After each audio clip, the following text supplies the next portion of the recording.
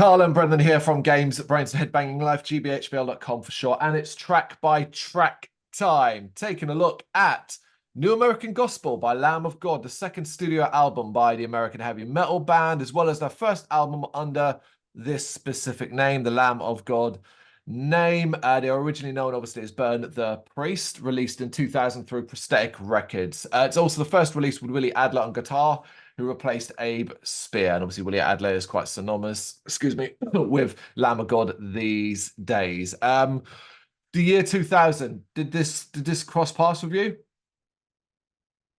I not in any big way.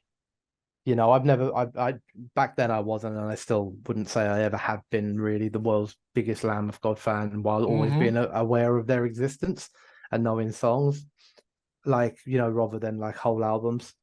So when I listened back to this, I didn't think I knew anything on this, but then when I listened back to it, I realized I knew a couple of tracks, and then I think that's kind of like what my relationship has been with them. Probably just because I'm older.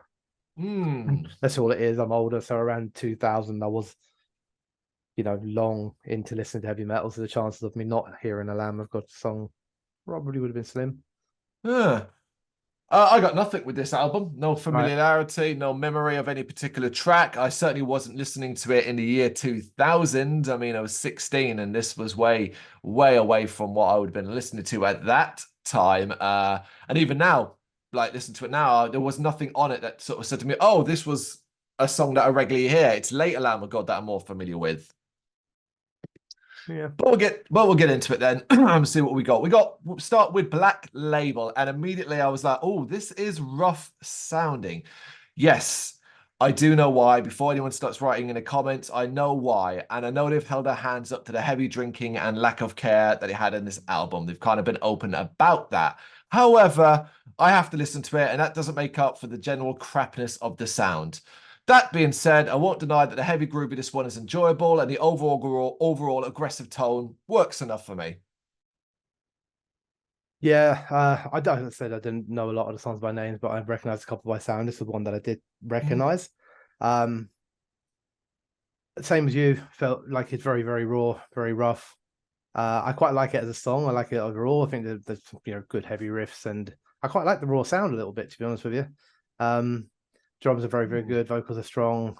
The vocals are really like quite buried in the music overall, which I thought was interesting. And it's got some like nice little moments in it, like little stompy, slowed down end into the track as well.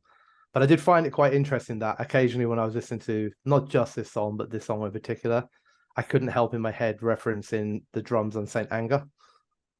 Oh, yes. Is it the snare, right? Yeah. Yeah. And I was like, I feel like I've heard this somewhere before. Fair enough. Right, a warning. This one, for me, is even rougher sounding, seeing as it's much more chaotic and intense. The vocals are pretty nasty sounding here. The death metal flows of speed are cool. It's short and to the point, which is more welcome for me.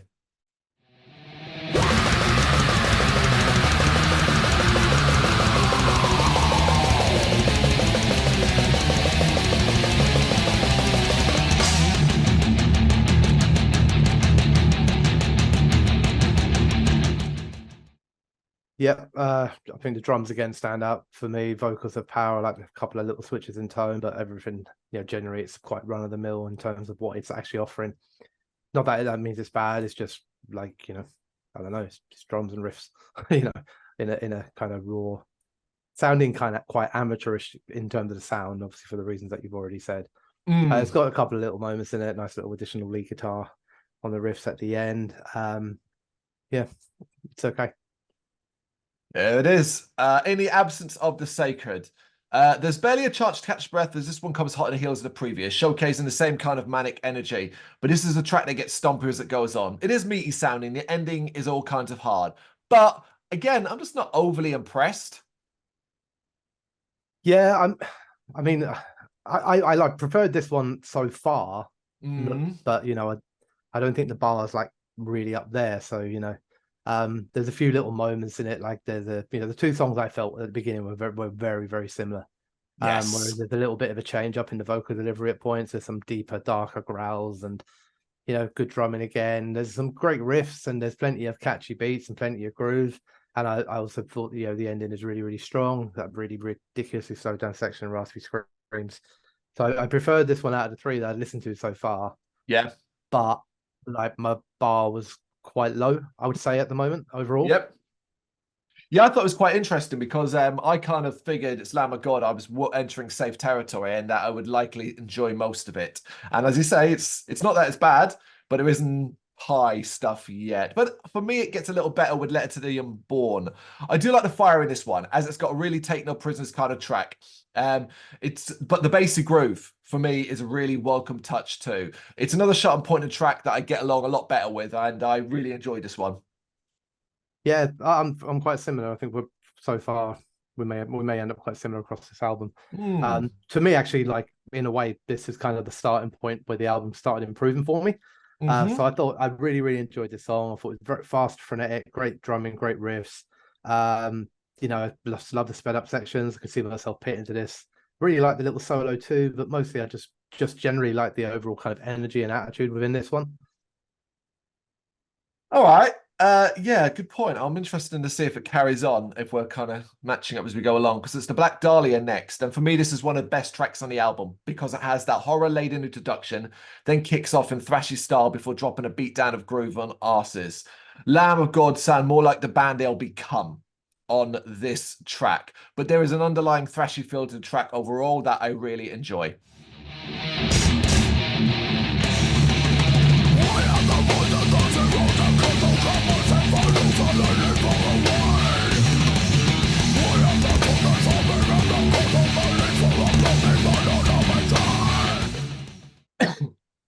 Yeah, I like this one a lot. There's nice energy to the intro. I like the different types of shouting and stuff used in the opening verse because it's just a little bit different than the things that came before. And those doesn't have to always be like amazing, but just different is sometimes welcome enough.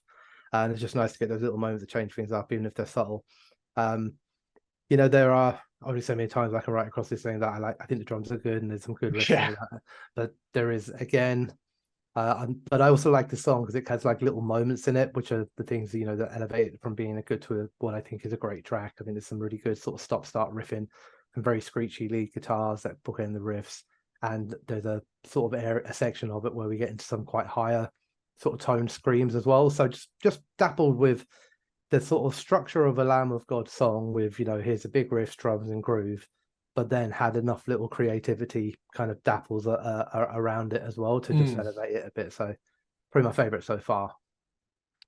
Same here. Okay, Terror and Hubris in the House of Frank Pollard. And this track features Steve Austin of Today Is the Day. It's actually just said features Steve Austin, and I was like, not that Steve Austin, right? You never know, the year 2000 after all. But no, I looked into it. It's Today Is the Day. No, I don't know that band, if I'm honest. Big fan. Yeah, I don't know either, actually. Yeah, I'm a big fan of those thumping drums and dark sounding riffs at the start of this one. It gives it a doomier vibe. It takes its time too, and I like that eventually erupting into something thrashy again with those scathing guest vocals. This is different, and I like it a lot. It's a bit of a headbanger.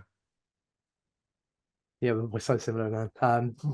Even in terms of like the things we pointed out in the track that we like.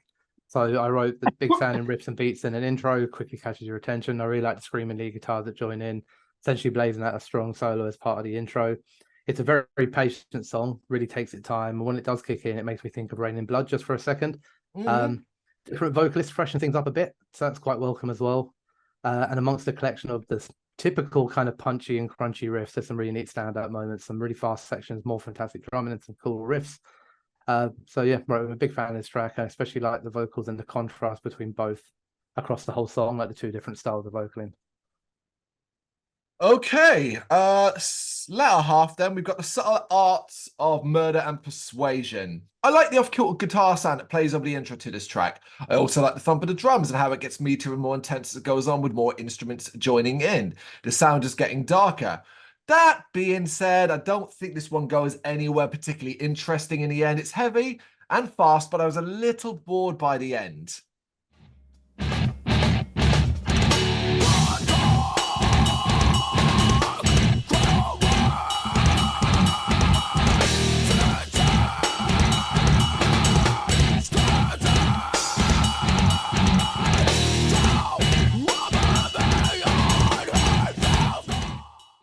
For me, I really like the intro. I thought the beat's Yeah. catchy, the guitars sound great over the top of it all. The verses are catchy enough, vocals are decent enough, but they're very, very far back in the mix again.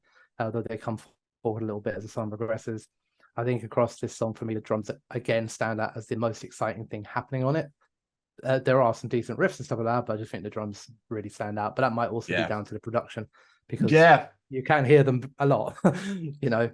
Uh, I think there's some good moments within the song. There's neat lead guitar moments here and there. I like it a lot when they leave the guitar isolated and hanging, and then it goes into a heavier sort of flurry of intense drums and riffing. So for me, though, overall, I just felt it was a song that had moments without being a particularly wonderful song. Cool, cool, cool. All right, we're up to Pariah. A weird introduction leads to a beastly blast of groovy heaviness, and I'm hearing the Lamb of God I know in this track more than ever. But what's the deal with that repetitive guitar part in the middle and at the end? I got frustrated and annoyed with it. Yeah, I liked it again at the beginning of it. I thought there's a nice Mm. energy and attitude to this. I thought again the drums are really strong. I quite like the kind of morose sort of sound, almost melancholic sound to the lead guitar bridges in between verses. The quirky instrumental section with its weird sort of stop-start stuff and lead hanging sort of guitars and stuff was a bit odd.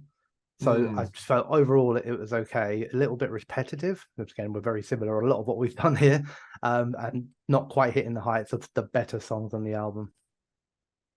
There it is. Okay, what we got next? We are up to Confessional, the penultimate track. Cool drum intro and nice bass chunk that follows. This one's an exciting start. It doesn't quite maintain that though, but I'd be lying if I didn't admit to enjoying the frantic heaviness of this one overall. Yeah, I was pretty satisfied with it. Yeah, so was I. I was kind of grateful for the fact that it was a little bit different again. I didn't really like it. It was a weird one for me. I didn't. It starts off with a kind of drum intro, and I didn't really like it. And I was like, oh god, not going to Oh, enjoy this one because straight off I wasn't into it. And then the guitars start joining in, and then as it kind of builds and all the instruments essentially end up getting on board, and for me then it kind of transformed into a really good song. So I went from like not liking it from a moment to really really enjoying it. Packs all the expected groove and rhythm, but also drops in some very hard and aggressive sped up sections. And I really like the ending section, which is basically just a mad flurry of riff drums and a little lead guitar line. So yeah, good one for me. not bad, not bad. All right, and then we end with ODHGABFE. I didn't even look up what that means. Did you? Oh, I did, yeah. Hmm. So it's not going to make. There's a story behind it when I say it, and you would think, "Oh, that's so fucking stupid." But then there's a story behind it. So it stands for Officer Dickhead Gets a Black Fucking Eye, Right. and apparently it's about the time that Randy and a group of people were harshly detained by San Diego police because they were seeking shelter during a stormy night. I'm assuming for trespassing or something like that. I'm assuming there was a fight. It doesn't go on to confirm that. It just says that Randy Blythe confirmed this story by saying the song is particularly about police brutality, and thanks to the San Diego Police Department for the song inspiration. Okay, there's the story. All right, and this one does have some serious Pantera style groove. I'm here for that. Also, I do enjoy the vocal roars that exist in this track. It is a very aggressive and angry sounding piece of music. A damn fine closer for me.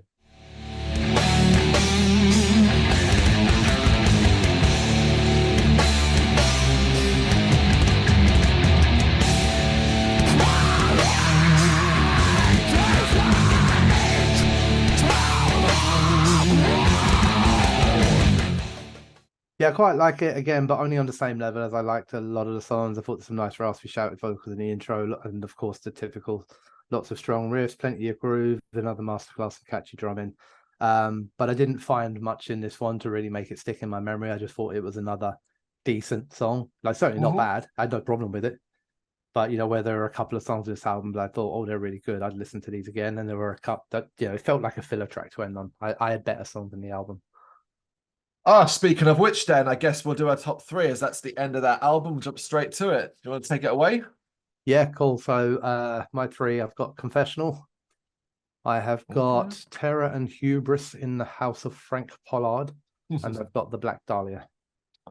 We're pretty close. It was probably pretty clear when we hit that section in the middle that we were quite agreeable and things. So I've also got the Black Dahlia and Terran Hubris and House of Frank Pollard, but I've thrown in Letter to the Unborn as my third choice. To be honest, I came away from it thinking my mind's pretty much the same as it always has been with Lamb of God. I enjoy them to a degree, but I just don't think I'm ever going to be that big of a fan. Nah, it's the same for me. You know, I don't have no problem with them whatsoever. They're a legendary, iconic band, and I'm fine Yeah. with that as well. I think, you know, to want to have to go back and listen to a kind of raw version of a band that you know, you kind of have to be a bit of a super fan, and I'm not enough. I'd rather, if I'm going to listen to them, I'd rather listen to the modern sound, Yeah. to be honest. That's it there. Nailed it there. And that was New American Gospel, track by track of Lamb of God. You got any thoughts? You share our opinion, you know what to do? Let us know in the comments. Thank you very much for watching. If you'd like to see more content like this, please consider hitting the subscribe button. It is gratefully appreciated. You can find us over at gbhbl.com, our full website where reviews, news, and so much more goes up daily. We're also on all social media platforms: Facebook, Instagram, Twitter, Threads, at GBHBL. Just search for GBHBL and you will find us out there. We also have merchandise on sale. You can access the shop via the website.